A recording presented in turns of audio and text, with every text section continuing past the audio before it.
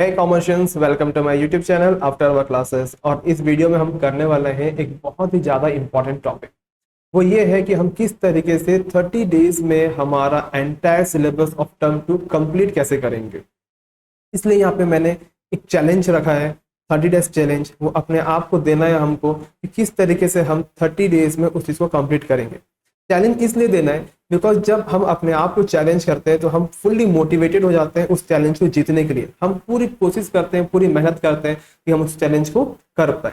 तो जब हम मोटिवेटेड रहेंगे तो हम इस चैलेंज को बिल्कुल जीत पाएंगे। तो देखते हैं 30 डेज में किस तरीके से हम सिलेबस को कंप्लीट कर सकते हैं।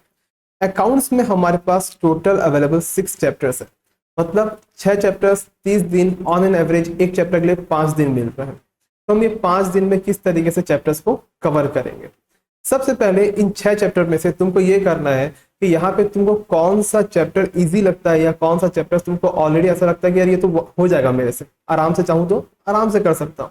उन चैप्टर्स को तुमको अलग करना है। उसके बाद कौन से चैप्टर्स ऐसे हैं जो तुमको लग रहे हैं यार ये इसमें थोड़ी सी मुश्किल लग रही है, शायद ये क्या है टफ है, मेरे को चेक करना पड़ेगा, मेरे को थोड़ी मेहनत करनी पड़ेगी, उन चैप्टर्स को अलग करो। और ऐसे चैप्टर्स जो तुमको लग रहा है कि बिल्कुल भी नहीं आता, बहुत ज्यादा मेहनत करनी पड़ेगी, उनको अलग करो। फॉर एग्जाम्पल लेते हैं, किसी के लिए एनपीओ इजी है, इसको हम कैटेगरी देते हैं ए।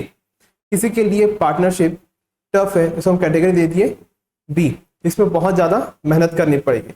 एंड ये जो कैटेगरीज हैं ये दोनों debentures and CFS and competitive common size, ये ऐसे चैप्टर्स हैं जिसको थोड़ा सा आता है, थोड़ा सा नहीं आता। तो इन दोनों को हम कैटेगरी दे देते हैं कैटेगरी सी।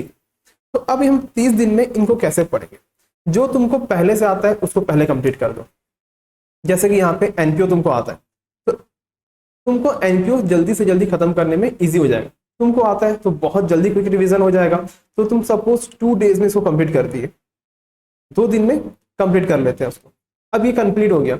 अब उसके बाद पार्टनरशिप पे आएंगे। पार्टनरशिप में थोड़ी सी मेहनत लगेगी, बट इतनी ज्यादा मेहनत नहीं है कि तुमको बिल्कुल नहीं आता। यस, थोड़ा सा दिक्कत होगा, थोड़ी ज्यादा प्रैक्टिस लगेगी।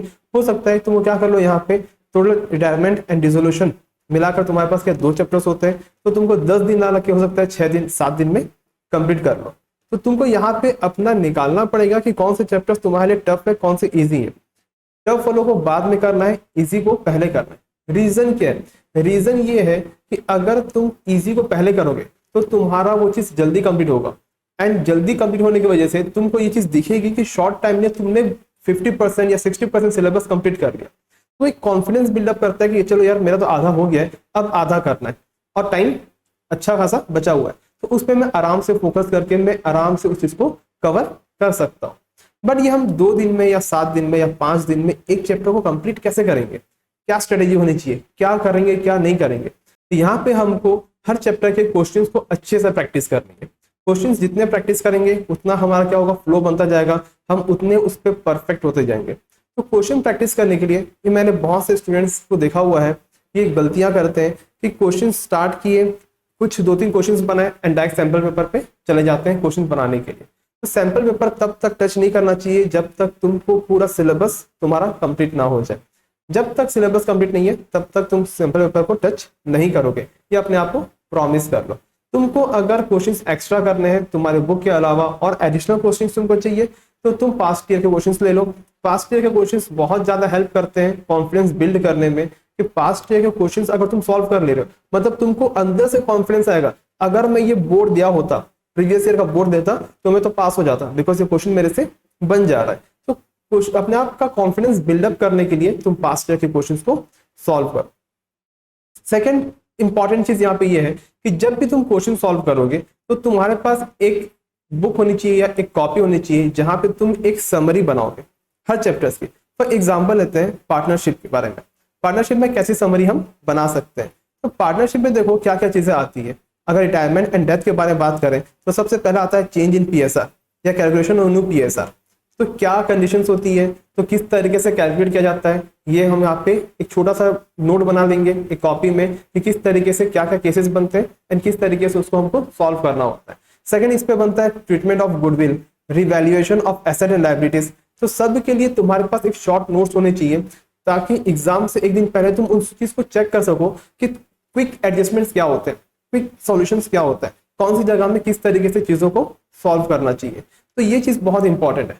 तुम चाहे एक क्वेश्चन सॉल्व करो, तो उस क्वेश्चन के अंदर जितने कंसेप्ट बनते हैं उन सब कंसेप्ट को नोट डाउन कर लो कि ऐसी चीजों में ये करना है, इस चीज में ये करना है। तो उससे क्या होगा, तुम्हारा कंसेप्चुअल भी स्ट्रांग होगा और तुमको क्वेश्चन नेक्स्ट क्वेश्चन करने में हेल्प मिलती है। और कुछ स्टूडेंट्स होते हैं जिनसे प्रैक्टिकल नहीं बन पाता है, वो ऑलरेडी माइंडसेट बना के रखे हैं कि सर मेरे से अकाउंट्स नहीं बनता। तो वो लोगों के लिए चाहिए कि तुम स्लो जाओ, तुम एक क्वेश्चन एट ए टाइम करो एंड उस क्वेश्चन को तुम एनालाइज करो कि इस क्वेश्चन में क्या था और ये क्यों हुआ। जब तुम उस चीज को समझ जाओगे तो भले एक क्वेश्चन को तुमको एक दिन लग जाए, पर वो एक दिन तुम्हारा इतना वर्थ रहेगा कि तुमको समझ में आ जाएगा कि तुमने वो चीज क्यों की है, तो नेक्स्ट क्वेश्चन में तुमको वो चीजें ईजी हो जाएंगी। तो फोकस करो कि कोई चीज तुम क्यों करते हो, तो वो चीज क्या हो जाती है, ईजी होते जाती है। तो ये तुम्हारी मेंटलिटी होनी चाहिए जब तुम अकाउंट्स को पढ़ते हो। और एक चीज बहुत ज्यादा ध्यान में रखनी चाहिए हमको कि स्टूडेंट्स होते हैं कि मोनोटोनसली पढ़ते रहते हैं, बस पढ़ाई करने बैठ गए तो 5 घंटे 6 घंटे लगातार पढ़ते हैं। ऐसा नहीं होना चाहिए। तुमको मैक्सिमम 1.5 से 2 घंटा वन सीट में पढ़ना चाहिए। तुम पढ़ाई करने बैठ गए, 1.5 घंटा हुआ, 2 घंटा हुआ, एक ब्रेक ले लो, कि तुम्हारे माइंड को भी रेस्ट की जरूरत है, तुम्हारी बॉडी को भी रेस्ट की जरूरत है। पर रेस्ट का मतलब ये नहीं है कि मोबाइल यूज कर रहे हो। तुम पढ़ाई किए, अब थोड़ा सा अलग रहो, थोड़ा सा बाहर घूम के आ जाओ, रिफ्रेश हो जाओ, तुम थोड़ा सा म्यूजिक सुन लिए या मेडिटेशन कर लिए, इससे क्या होगा, तुम्हारा मूड फ्रेश हो जाएगा एंड फिर पढ़ना स्टार्ट करो। अब डिस्कस करते हैं कि बिजनेस स्टडीज का कैसे करेंगे। बिजनेस स्टडीज प्योर थ्योरी है, यहाँ पे रट्टा मारना पड़ता है। तो जिनको रट्टा मारने में एक्सपर्ट है उनकी बात ही अलग है, उनकी बात नहीं कर रहा हम यहाँ पे। अगर रट्टा नहीं मार पाते हो तो उसको हम कैसे याद करेंगे, क्योंकि याद करना बहुत इंपॉर्टेंट है। बिकॉज समझना तो है ही, समझ में तो आ जाएगा, बट उसको हम लिखेंगे कैसे, तो कहीं ना कहीं कीवर्ड्स तुमको याद रखने पड़ेंगे, तुमको कहीं ना कहीं रट्टा मारना पड़ता ही है। तो एक छोटा सा एग्जांपल लेते हैं। तुम एक गाना सुन रहे हो, तो गाना हमको अपने आप याद हो जाता है। हम गाना याद नहीं करते, बट गाना अपने आप याद होता है। ऐसा क्यों? तुम फर्स्ट टाइम गाना सुनोगे तो तुमको याद नहीं होगा। हम गाना जब बार बार सुनते हैं तो वो चीज़ क्या हो जाती है, हमको याद होना चालू हो जाती है। तो तुमको यहाँ पे बिजनेस स्टडीज में भी ऐसा ही करना है। तुम एक एक चैप्टर को लो एंड उस चैप्टर को बार बार रीड करो। अगर मान लो चैप्टर है 30 पेज का या 40 पेजेस का, तो तुमको मैक्सिमम कितना देर लगेगा, 5 घंटा। रीड कर रहे हो तो मैक्सिमम 5 घंटा, 1 घंटे में 10 पेज तो आराम से पढ़ सकते हैं। तो अगर तुम उसको रीड करें, एक बार रीड कर लिए, 2 बार रीड कर लिए, 3 बार रीड कर लिए, तो तुम्हारी रीडिंग में स्पीड होगी और तुम उस चीज से फैमिलियराइज होते जाओगे। वो चीज क्या होगी, तुमको बार बार पढ़ोगे तो तुम्हारे दिमाग में वो चीज बैठते ही जाएगी। फिर जब तुम उसको याद करने की कोशिश करोगे तो बहुत जल्दी याद हो जाता है ये। एंड इसके लिए बिजनेस स्टडीज पे तुम जब याद करोगे तो साथ में बाजू में एक कॉपी रखना जहाँ पे तुम उसको लिखोगे। और जब याद करते हम लिख लेंगे तो तुम्हारे नोट्स भी बन जाएंगे एंड वो तुम्हारा क्या होगा, मेमोरी बहुत शार्प बन जाएगी। तुमको चीजें बहुत देर तक के लिए याद रहेंगी। तो तुमको बिजनेस स्टडीज को इस तरीके से पढ़ाई करनी है।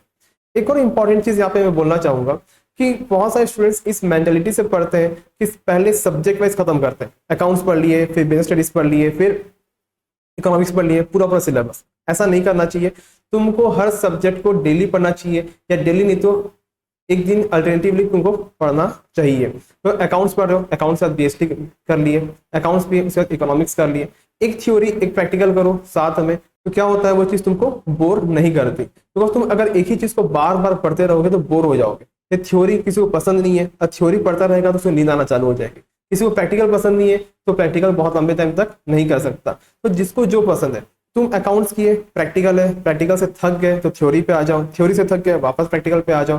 पर ये चीज होनी चाहिए कि तुम्हारा वन सेट ज्यादा से ज्यादा 1.5 से 2 घंटे का होना चाहिए। उसके बाद तुमको 15-20 मिनट का ब्रेक लेना चाहिए।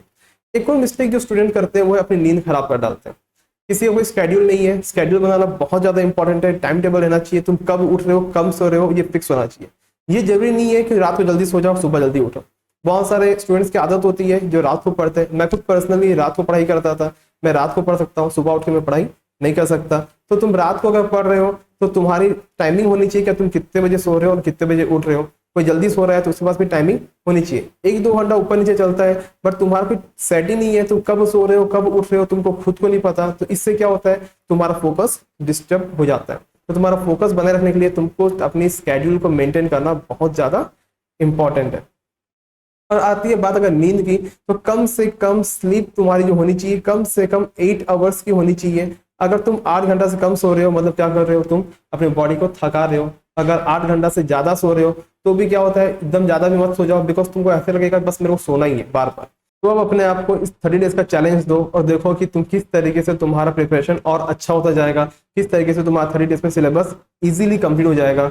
अगर तुमने अभी तक एग्जाम के लिए प्रिपरेशन चालू नहीं की है तो कोई टेंशन की बात नहीं है, अभी भी तुम्हारे पास टाइम है, तुम आराम से चाहो तो कंप्लीट सिलेबस कर सकते हो एंड अच्छे से अच्छे मार्क्स को ला सकते हो। Thank you for watching the video, please to share and subscribe my channel.